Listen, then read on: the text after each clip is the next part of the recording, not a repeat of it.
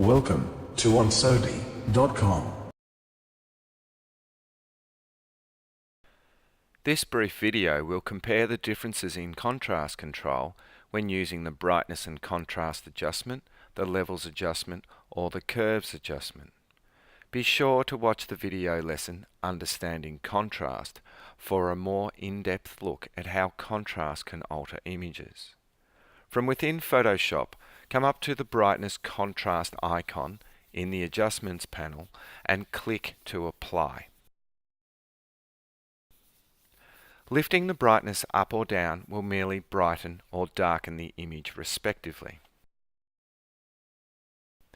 Increasing the contrast will increase the highlights at the same rate that it darkens the shadows.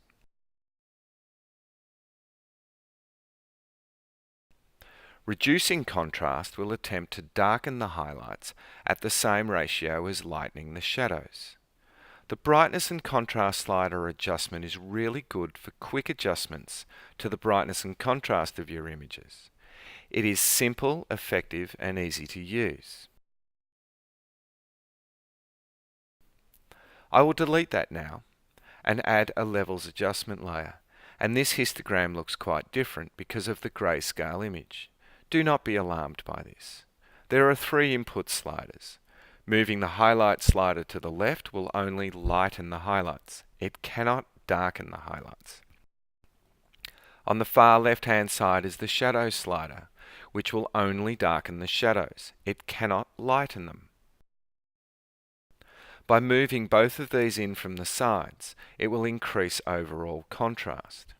But you cannot decrease contrast effectively with this tool. The middle slider, the gamma slider as it's known, will adjust the overall brightness of the image. I will delete that now and open up a curves adjustment, and here we can adjust anything and everything.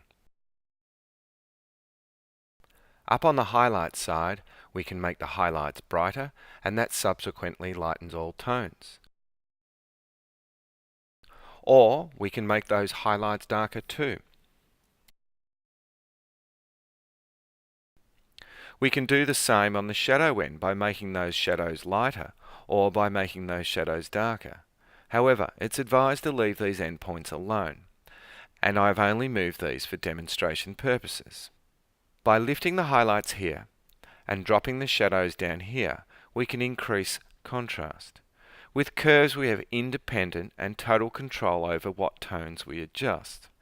Curves gives you far more control of contrast, but it also brings greater complexity, and in many cases, this is sometimes too much. But this is the beauty of Photoshop. There is nearly always more than one way to do the same task. Getting to know how the tools in Photoshop work is a smart move, and then you can make the correct decisions and choose which tool best suits your outcomes.